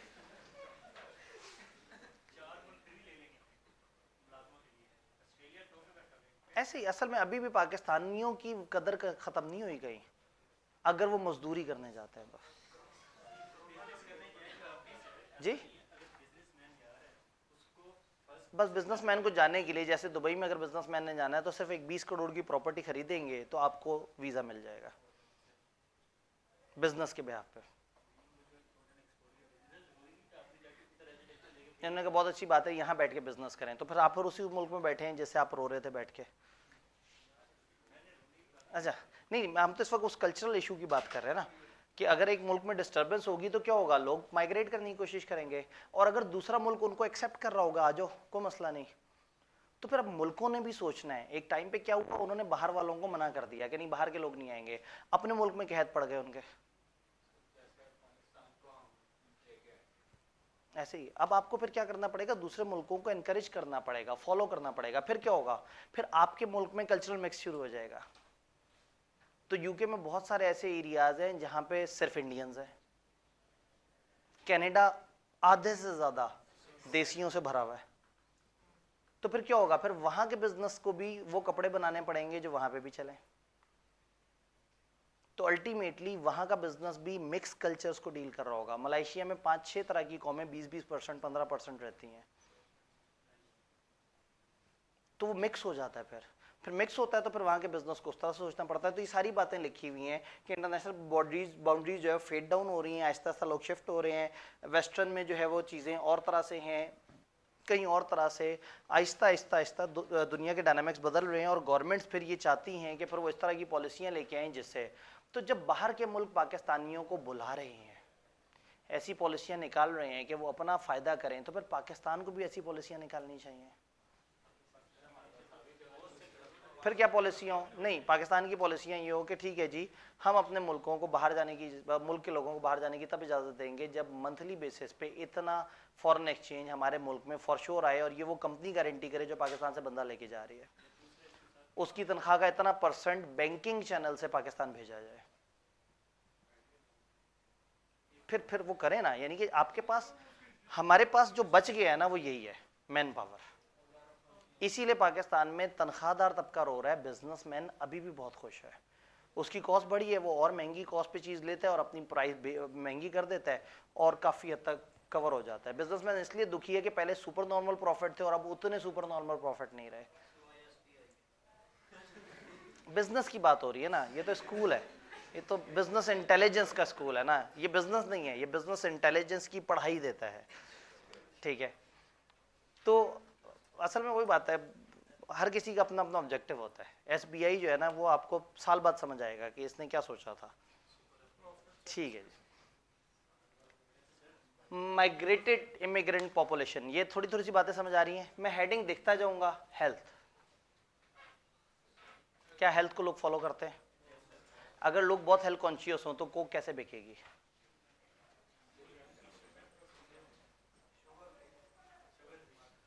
इसका मतलब लोग हेल्थ कॉन्शियस नहीं है। तो जिस मुल्कों में लोग हेल्थ कॉन्शियस हैं वहां आपको और तरह से सोचना पड़ेगा। फिर आप कहेंगे लो कैलोरी कोक, आप कहेंगे diet Coke, zero sugar Coke. फिर आप क्या करेंगे? छोटे पैक्स में लेके आएंगे।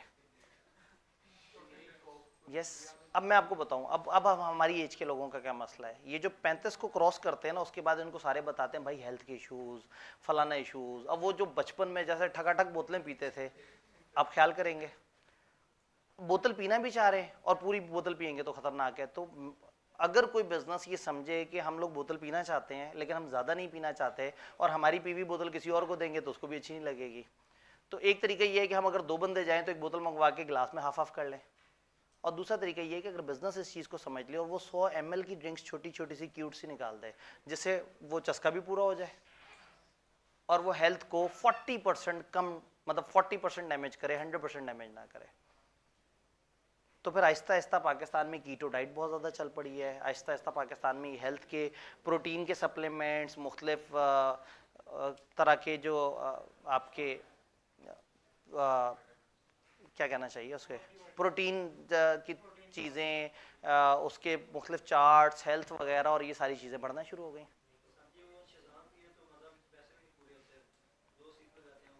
क्योंकि उसमें गैस नहीं होती, तो वो अब वो अगेन वही बात है, ये आपकी मजबूरी है, आपको मज़ा नहीं आता, आप खरीदेंगे, बिजनेस को पता है। लेकिन मैं शायद अभी मज़े वाले कॉन्सेप्ट से आगे निकल गया हूँ। मैं ये सोच रहा हूँ कि ठीक है मेरी एज अगर बढ़ रही है तो मुझे थोड़ी सी एहतियात करनी चाहिए, मैं उतना एग्रेसिवली जज्बाती मत हो जाऊँ। ये वो शख्स कह रहा है जो पिछले 2 दिन से जाके बरकत मार्केट में गंदी जगह पे बैठ के चीज़ पराठा खा रहा था, ठीक है। लेकिन बहरहाल बात भी तो नहीं ना आते हम। तो इस मुल्क में क्या ज़रूरत है बहुत हाइजीनिक ग़िज़ा बेचने की? अब 2 बंदे कल हम थे, हमने जाके पराठा खाया, चाय पिए, 900 पता नहीं 80 रुपये बिल बन गया।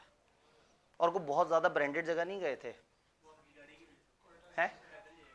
नहीं पैदल ही गए थे, बल्कि कल बाइक पे गए थे, परसों पैदल गए थे। भाई वो स्टूडेंट्स को उतने का बेच रहे हैं, स्टूडेंट खरीद रहे हैं। अब 80 रुपए की चाय स्टूडेंट खरीद रहा है। कोटा चाय होटल बरकत मार्केट कॉर्नर पे 100 रुपए का पराठा और लोग खरीद रहे हैं। और बच्चों की वो मार्केट है, उस मार्केट में बच्चे आके खरीदते हैं, तो बच्चों के पास इतना खुला पैसा है। तो हमने कहा जरा हम भी मतलब बच्चों वाले खर्चे करके देखे, शायद कम होते हो। पता लगा वो तो ज्यादा महंगा खर्चा पड़ गया। तो again health is the thing कि जो फोकस करेंगे आप तब जब दुनिया हेल्थ को फोकस करेगी। तो आप अपनी प्रोडक्ट्स में, अपनी चीज़ों में आहिस्ता आहिस्ता इस तरह की बात करेंगे या कुछ और, तो हो सकता है एक टाइम पे जब आप लोग बहुत हेल्थ कॉन्शियस हो जाएं तो हमारे जो एड्स हों कॉलेज की, उसमें लिखा हो कि join physical classes to remain active and live more years of your life. Physical क्लासों में आए, घर बैठे बैठे तो लेटे लेटे तो मर जाएंगे किसी दिन। कॉलेज आए, एक्टिव रहें, फिरें, देखें दुनिया में क्या हो रहा है, चलेंगे, टांगों की एक्सरसाइज होगी, बैठेंगे, बैठ के क्लास में टीचर को देख रहे होंगे, एक्सरसाइज होगी आंखों की कॉन्स्टेंटली कुछ देखने की। जी स्क्रीन टाइम कम हो जाएगा। स्क्रीन टाइम कम होने के और बहुत सारे इफेक्ट्स होंगे। कुछ अरसे बाद आप सब लोगों की कमर में कुब्ज निकला हुआ होगा, ये जो ऐसे ऐसे करके मुसलसल बैठे हुए, आपके कंधे जवाब दे जाएंगे। मुझे लग रहा है कि आगे आहिस्ता आहिस्ता एवोल्यूशन के मुताबिक जो अगली नस्ल होगी उसके अंगूठे डबल साइज के हुआ करेंगे। अंगूठे सबसे ज्यादा चल रहे हैं।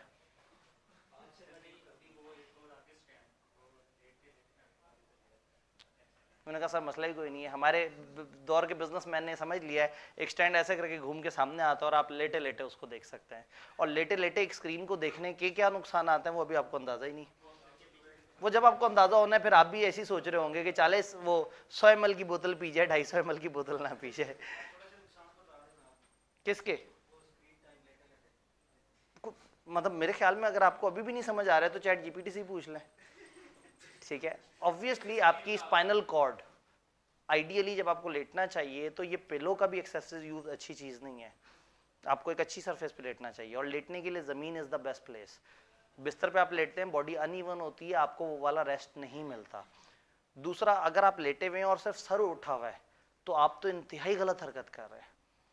वो सारा पेन यहाँ पे आ रहा है, ये L1 L3 आपके वो होते हैं, सेगमेंट्स होते हैं रीढ़ की हड्डी के, ये कभी भी जवाब दे सकते हैं और अर्ली एज पे जवाब दे सकते हैं, जिससे आधी बॉडी मफलूज हो सकती है।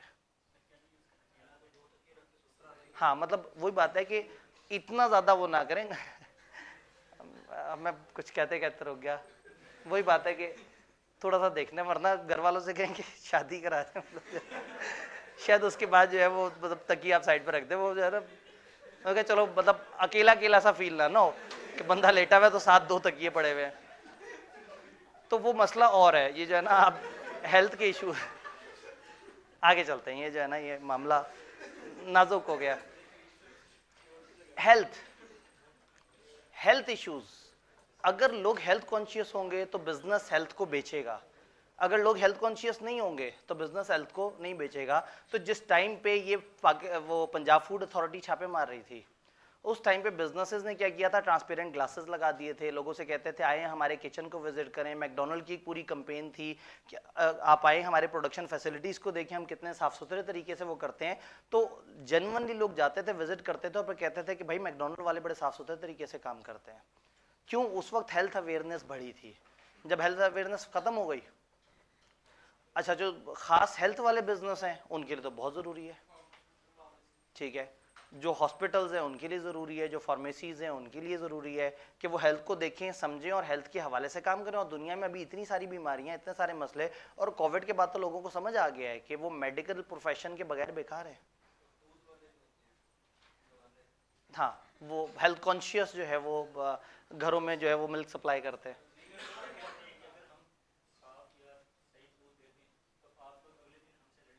ऐसे पेट खराब हो जाएगा। वो जेन्युइनली, मैं अब किसी भी बाई इलाके जाऊं, किसी भी लोकल इलाके जाऊं जहां लोग खालिस दूध की चाय पिलाएं, पेट खराब हो जाता है। लाहौर की पानी मिली जो है वो चाय वो बेहतरीन है, मेरे ख्याल में रुक जाता है। बस आखिरी बात कर लेते हैं, एजुकेशन जी। पाकिस्तान में हेल्थ इंश्योरेंस क्यों नहीं आती? क्योंकि लोग हेल्थ को लेके उतने कॉन्शियस नहीं है अभी। जाते हैं, बच्चा फेल होने के बाद भी दोबारा कॉलेज पढ़ता है, लेकिन क्या वो कभी भी सीरियस होकर पढ़ता है? तो बच्चे का फेल होकर दोबारा कॉलेज आना इस चीज़ की दलील नहीं है कि बच्चा कॉन्शियस है पढ़ाई को लेके। कॉन्शियसनेस एक अलग चीज़ होती है, अगर वो कॉन्शियस होना वो पहली दफ़ा भी फेल ना हो। हाँ, इसका मतलब ये है कि इंश्योरेंस कंपनियों वालों को ये बेचना चाहिए, ये बताना चाहिए कि भाई हेल्थ अगर नहीं फॉलो करोगे तो इतने ज़्यादा लाखों का खर्चा आपको देना पड़ जाएगा, इतने महंगे हॉस्पिटल्स का खर्चा करना पड़ जाएगा। उनको होता है कोई बात नहीं, गवर्नमेंट हॉस्पिटल जाएंगे, 10 रुपए की पर्ची होगी, 1 रुपए की पर्ची होगी, काम हो जाएगा। किसी और इलाके में चले जाएंगे, वो कहेंगे एनू लाहौर ले जाओ, एनू नहीं बचना, वो लाहौर आगे 1 रुपए की पर्ची देंगे और वो बच जाएंगे। तो अगेन ये हेल्थ कॉन्शियसनेस एक इंपॉर्टेंट चीज़ है। यहाँ पे ब्रेक लगा देते हैं जी।